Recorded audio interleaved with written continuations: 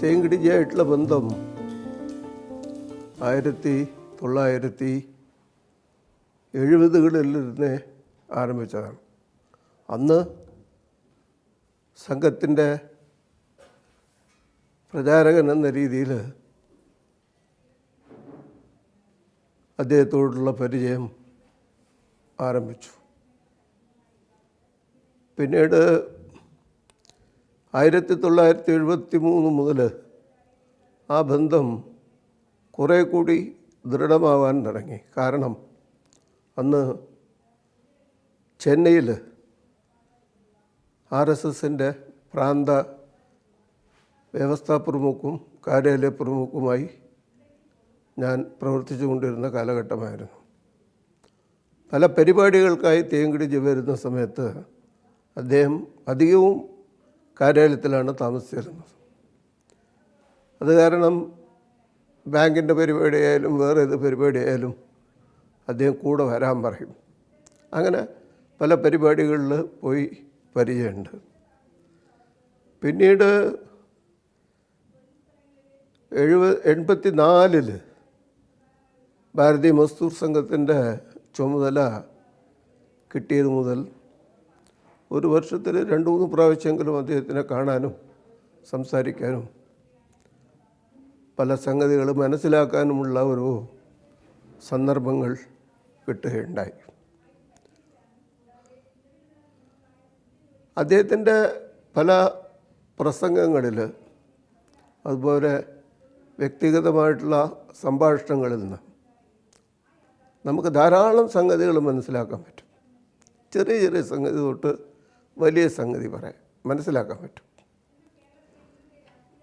പിന്നെ അദ്ദേഹത്തോട് നമ്മൾ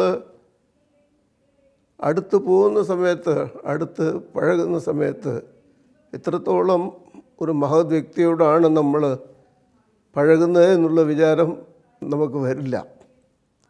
അത്രത്തോളം ലളിതമായിരുന്നു അദ്ദേഹത്തിൻ്റെ ജീവിതം. അദ്ദേഹത്തിൻ്റെ എത്രയോ പ്രസംഗങ്ങൾ ഇംഗ്ലീഷിൽ നിന്ന് തമിഴ്, മലയാളം, അതുപോലെ ഹിന്ദിയിൽ നിന്ന് തർജ്ജമ ചെയ്തിട്ടുണ്ട്.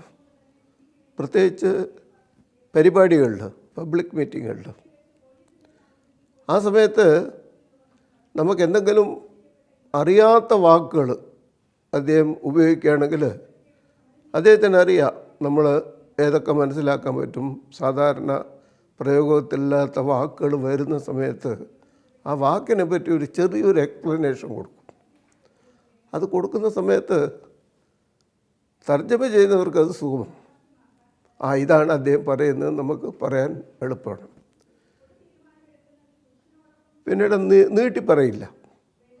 പാരഗ്രാഫ് ബൈ പാരഗ്രാഫായിട്ട് വളരെ ലളിതമായിട്ടുള്ള ഇംഗ്ലീഷിൽ, ഹിന്ദിയിൽ അദ്ദേഹം സംസാരിക്കാറുണ്ട്. പിന്നെ അദ്ദേഹത്തിൻ്റെ ആവശ്യങ്ങളും വളരെ ലളിതമായിരുന്നു. എവിടെ താമസിച്ചാലും പൊതുവെ ഞാൻ കണ്ടതിൽ അദ്ദേഹം കയ്യിൽ കാശ് അധികം വയ്ക്കാറില്ല. സാധാരണ ഞങ്ങൾ തമിഴ്നാട്ടിലും മറ്റുള്ള ഭാഗങ്ങളിൽ വരുന്ന സമയത്ത് അദ്ദേഹം കുളിക്കാൻ പോകുന്ന സമയത്ത്, അല്ലെങ്കിൽ ആഹാരം കഴിക്കാൻ പോകുന്ന നേരത്ത് പെട്ടിയൊക്കെ നമുക്ക് തുറക്കാം.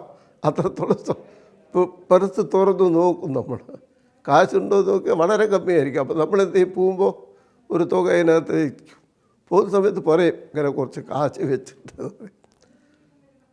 ഒരു പ്രാവശ്യം അദ്ദേഹം ഒരു സ്ഥലത്ത് പോയി വന്ന് തിരിച്ച് അവിടുന്ന് ഫ്ലൈറ്റ് പിടിച്ച് ചെന്നൈക്ക് വരുന്ന സമയത്ത് ഇറങ്ങിയ ഉടനെ ആ ടാക്സിക്കുള്ള പണം കൊടുത്തോളൂ പറഞ്ഞു. അപ്പോൾ എനിക്ക് സംഗതി മനസ്സിലായി. നമ്മൾ പിന്നെ ടാക്സിയെ ഏർപ്പാട് ചെയ്ത് പോയിക്കൊണ്ടു. ദേഷ്യമെന്ന് പറഞ്ഞ് ഞാൻ തേക്കിടിച്ചിട്ടടുത്ത് കണ്ടിട്ടേ ഇല്ല. അദ്ദേഹത്തിന് ദേഷ്യം വരുന്നതായിട്ടുള്ള എത്രയോ സന്ദർഭങ്ങൾ വന്നിട്ടുണ്ട്. പറയുകയാണെങ്കിൽ ഒരു പ്രാവശ്യം അദ്ദേഹം ഡൽഹിയിൽ ഒരു പ്രധാനപ്പെട്ട പരിപാടിക്ക് പോകണം. ചെന്നൈയിലാണ് ഉണ്ടായിരുന്നത്. അത് കഴിഞ്ഞ് അദ്ദേഹം ആന്ധ്രയ്ക്ക് പോകണം. ആന്ധ്രക്കാരോട് ടിക്കറ്റ് കൊടുത്ത് പോയിരുന്നു മദ്രാസ് കാര്യാലയത്തിൽ. ഞങ്ങൾ കാലത്ത് ആസ് യൂഷ്വൽ ഒരു 5:30 മണിക്ക് പുറപ്പെട്ടു. 7 മണിക്കാണ് ഫ്ലൈറ്റ്. എപ്പോഴും പോലെ അദ്ദേഹം സെക്യൂരിറ്റി ചെക്കിനെതിരായിട്ട് ഉള്ളിൽ പോയി.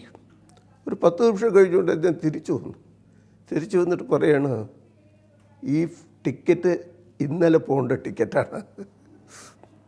അതുകൊണ്ട് ശരി, അദ്ദേഹത്തിനെ ചെയറിലെത്തി ഞങ്ങൾ കൂടെ വന്നാളും ഞാനും മാനേജറുടെ അടുത്ത് സംസാരിച്ചു എയർപോർട്ടിൽ.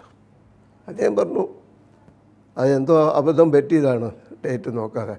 ഞാൻ അക്കോമഡേറ്റ് ചെയ്യാം, പക്ഷേ എനിക്ക് സംഗതി നിങ്ങൾ ക്യാഷ് തരണം. ഞങ്ങളെല്ലാവരുടെ അടുത്തും എടുത്ത് നോക്കിയപ്പോൾ ഒരു 1000 രൂപ കൂടെ ഉണ്ടാവില്ല. തികച്ചപ്പോൾ ഇങ്ങനെയാണ് സംഗതി. No problem, will go. ദേഷ്യമില്ല, ഒന്നുമില്ല. തിരിച്ച് ഞങ്ങൾ വന്നു.